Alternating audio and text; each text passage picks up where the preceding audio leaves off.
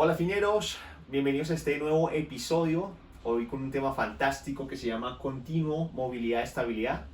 Revisaremos de qué se trata este concepto y cómo lo podemos aplicar en el entrenamiento. Así que arranquemos.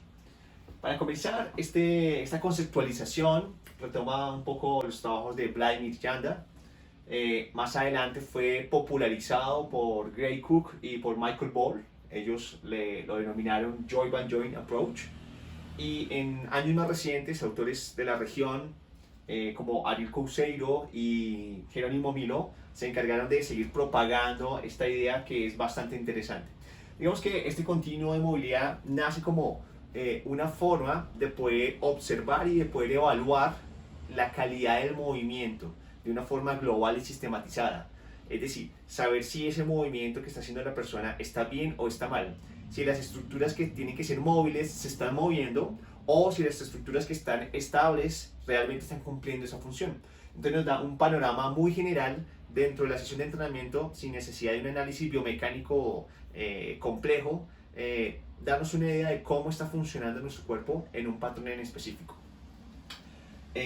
Para ir un poquito más profundo, el continuo de movilidad-estabilidad nos dice que el cuerpo humano está compuesto por complejos articulares, por centros articulares, y que esos núcleos articulares pueden ser móviles o pueden ser estables. Cuando me refiero a que son móviles, estoy haciendo referencia a que sean flexibles, que tengan un rango de movimiento, que se puedan mover libremente. Y cuando hablamos que son estructuras estables, hago referencia a control motor y a esa capacidad de la musculatura postural. Sobre todo a que usted tenga la capacidad de poder evitar movimiento cuando se requiere, con el fin de transferir eficientemente las fuerzas. Aparte de eso, estas estructuras van a estar organizadas o van a estar apiladas una sobre la otra, alternando patrones estables, móviles. Cuando en un patrón de movimiento nosotros podemos contar con una aceptable o con una óptima movilidad y con una óptima estabilidad, decimos que ese movimiento es funcional. Y es en ese momento, ese sería como el escenario ideal para empezar a trabajar o a involucrar trabajos de fuerza, de potencia. Antes no sería muy buena idea. ¿Por qué? Cuando una persona manifiesta una disfunción, es decir, si ponemos el ejemplo de una sentadilla y que cuando está descendiendo la rodilla se va en valgo, se va hacia adentro, hay una disfunción en ese patrón. Cuando le agregamos una carga, por ejemplo, nos ponemos una barra bien pesada con bastantes kilos, o hacemos saltos o trabajos de pliometría, le agregamos carga a esa disfunción, eso va generando ciertos microtraumatismos a nivel del tejido osteomuscular. Y eso es lo que al final desencadena en una lesión. Como lo diría McGill muy claramente, la mayoría de las lesiones que ocurren no suceden de forma esporádica o espontánea, sino que es la acumulación de varios microtraumatismos lo que finalmente desencadena la lesión. Ese levantamiento en el que usted se lesionó fue la gota que rebasó la copa para que terminara en ese desenlace, ¿sí? Así que es importante que usted pueda identificar esos disfunciones o puntos de dolor que pueden manifestarse. Así que siempre cuando usted vaya a comenzar un proceso de entrenamiento es indispensable hacer una evaluación a través de los patrones de movimiento como las sentadillas, como la bisagra de cadera, movimientos por encima de la cabeza. Si no hay ninguna restricción, luz verde, adelante, usted puede continuar con su entrenamiento. Pero si hay algún tipo de compensación o de dolencia, es menester que usted empiece como a profundizar, hacer un examen un poquito más exhaustivo de qué está pasando, dónde está doliendo, cuál es la causa, y así poderle dar una mejor orientación a su entrenamiento. Bueno, entramos al plato fuerte del video de hoy y vamos a ver cómo esos núcleos articulares están funcionando, cómo están intercalando esas funciones en nuestro organismo, teniendo en cuenta que hoy en día, por nuestro estilo de vida, por muchas veces la forma en la que entrenamos, nuestro cuerpo empieza a generar ciertas tendencias que desde el punto de vista biomecánico no es muy eficiente y por tanto necesitamos desarrollar estas estructuras tienen unas necesidades, que es como la forma de contrarrestar esas tendencias. Esas necesidades hacen referencia a cómo se beneficiaría nuestro cuerpo o qué tipo de estímulos deberíamos darle a esas estructuras en particular. Así que vamos a comenzar de abajo hacia arriba, aquello que nos da soporte, que nos da ese primer contacto con el suelo, que sería el pie. El pie es una estructura bastante compleja, que la tendencia es a desarrollar debilidad, sobre todo con el tipo de calzado que utilizamos hoy en día, las mujeres en tacones, los hombres con zapatos con suelas muy rígidas, con la puntera muy definida, todo eso va generando ciertas adaptaciones, no solo funcionales, sino también anatómicas. Entonces vamos a perder estabilidad y vamos a tener debilidad en esa zona. Por tanto, la necesidad esta zona puede verse muy beneficiada de trabajos de estabilidad y de control motor. Cuando usted hace un trabajo de fuerza, por ejemplo, volvemos al ejemplo de hacer una sentadilla con barra alta, lo que usted necesita es que sus pies estén estables, no que colapsen. Eso le va a permitir una correcta transferencia de las fuerzas. El pie también tiene un core, ¿sí? Que son todos sus músculos intrínsecos. La idea es poder estimularlos para que esa musculatura nos brinde la estabilidad que estamos buscando. Si seguimos avanzando, vamos ahora con el tobillo.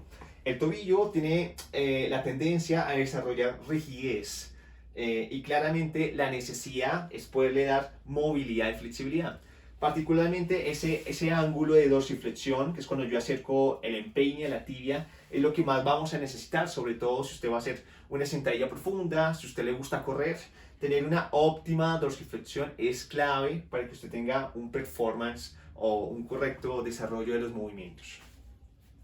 Siguiente eslabón, vamos a pasar ahora a la rodilla que es una estructura tipo bisagra que se está moviendo, tiene tendencia a desarrollar debilidad y por tanto la necesidad es poder brindarles estabilidad y control. Como ya les indiqué en el ejemplo de cuando yo hago una sentadilla y la rodilla se va hacia adentro, como en un valgo, estoy perdiendo estabilidad porque la rodilla no está diseñada para moverse en ese sentido, sino que está diseñada para moverse en este otro, flexión y extensión en un plano sagital principalmente. Seguimos avanzando, vamos ahora con la cadera. La cadera es un complejo articular bastante interesante porque nos da movimientos 3D en todos los planos y por tanto va a tender a desarrollar con nuestro estilo de vida, nuestro tipo de entrenamiento, rigidez. Hoy en día nos la pasamos mucho tiempo sentado, la mayoría de las cosas las hacemos sentado. Trabajamos sentado, comemos sentado, conducimos sentado y cuando vamos al gimnasio nos ponen a hacer ejercicios sentados. Ok, entonces eso hace que se desarrolle rigidez, que ciertas estructuras se acorten, otras se inhiban y por tanto no funcionen bien. ¿Qué vamos a necesitar? Darle un estímulo de movilidad, flexibilidad. Eso es lo que buscamos que la cadera tenga. Vamos a la zona lumbar, un punto que es crítico porque de ahí es donde se fraccionan muchos movimientos, ¿sí? La zona lumbar, lo que buscamos o la tendencia que tiene es a debilitarse, precisamente muy asociado a esa rigidez de la cadera. Y por tanto, la necesidad es darle estabilidad y control. La zona de la región lumbar necesitamos que sea estable, no queremos moverla demasiado. Ahora, si usted va a hacer la danza de los 7 velos, pues seguramente va a haber algún tipo de movimiento. Pero si usted se pone la barra encima de los hombros y empieza a rotar de esta forma, utilizando su zona lumbar, tal vez no sea una buena idea. No quiere decir que no la pueda mover, sí, pero que usted tenga la capacidad de estabilizarla cuando tiene que hacerlo.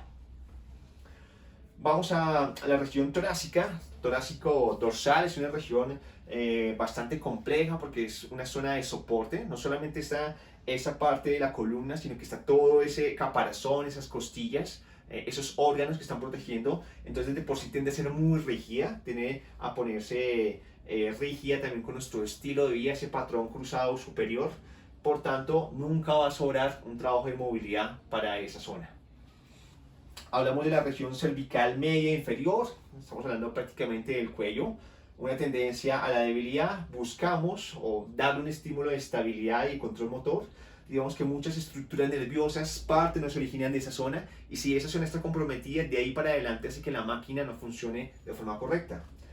Si pasamos a la región cervical superior, que es básicamente la base del cráneo, tiende a desarrollar rigidez y buscamos que pueda moverse y que tenga flexibilidad, ¿vale? Viene acá un elemento importante que es el complejo de la escápula y el hombro. Por un lado, la región de las escápulas tiende a desarrollar debilidad y lo que buscaríamos es que esa zona sea estable y tenga control, ¿vale? Las escápulas, claro que pueden moverse, sobre todo en este movimiento como de campaneo. Si pusiéramos un eje en esta posición, se movería de esa forma. Si yo subo mi brazo por encima de la cabeza, claramente hay un movimiento de mis escápulas. Pero dése cuenta que una cosa es hacer esto Y otra cosa es hacer esto. Mire cómo se eleva demasiado, hay una hiperactividad en mi trapecio y eso hace que las escápulas, en lugar de moverse de forma de campaneo, empiecen a moverse arriba o abajo, que tal vez no sería una buena idea buscando esa estabilidad. A veces, o en la mayoría de los casos, problemas de hombro se deben a que las escápulas no son estables.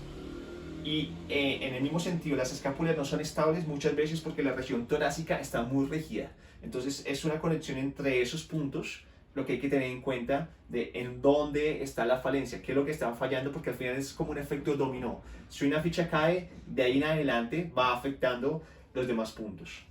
Y terminamos con el hombro. El hombro, la tendencia es a desarrollar rigidez pese a que el hombro es prácticamente la hermana de la cadera, tiene esa misma configuración como esférica y por tanto te va a permitir libertad de movimiento, pero que por nuestro estilo de entrenamiento, por nuestras adaptaciones, nuestros comportamientos posturales, desarrolla rigidez y vamos a necesitar que tenga es movimiento, flexibilidad, eso es lo que buscamos. ¿Okay? Ahora bien, como les decía en un principio, este continuo movilidad y estabilidad se hizo como una forma de poder evaluar nuestro movimiento. Así que viene la regla de oro. ¿A qué hago referencia con esta regla? Es que nosotros estamos muy acostumbrados a analizar el punto de dolor. Si a mí me está doliendo la rodilla, profe, me está doliendo la rodilla, pues nosotros pensamos que es un problema de la rodilla. Y no, eso es el ligamento cruzado anterior, toca que lo operen. Pero la invitación o la premisa de la regla de oro es que usted pueda mirar la articulación que está por encima y que está por debajo del punto de dolor. Entonces, si volvemos al ejemplo de la rodilla, pues usted puede operarse la rodilla, pero realmente esa es la causa. Tal vez no. Si ampliamos un poquito más el espectro, que es lo que buscamos, una visión más global, más sistematizada, Gray Cook lo dice, muchos de los problemas no son locales, sino son globales. Entonces, vemos que si miramos hacia abajo de la rodilla, está el tobillo. Y si hay un problema en el tobillo, si hay poquita movilidad, si hay rigidez, pues la rodilla va a tender a irse por la línea de menos resistencia, que sería hacia adentro. Y si seguimos bajando, de pronto encontramos que el arco del pie ha colapsado, que está mucho tiempo en pronación. Y si el arco del pie colapsa, de ahí para arriba, empieza a hacer una serie de ajustes que no son biomecánicamente eficientes. Pero si miramos ahora de la articulación hacia arriba, es decir, de la rodilla hacia arriba, miramos la cadera, tal vez encontramos que ahí esa cadera tiene una tendencia hacia la rotación interna y hace que la rodilla quede o caiga con mayor facilidad en valgo. Entonces fíjate cómo el problema no es de la rodilla, se manifiesta en la rodilla, pero realmente las causas puede adyacer a otras partes, su tobillo, su pie o su cadera. Entonces, tal vez antes de que usted piense en la cirugía, piense en corregir esas estructuras que no están cumpliendo su función de estable o de móvil y por tanto está generando un daño en otros segmentos. A eso hace referencia esa regla de oro.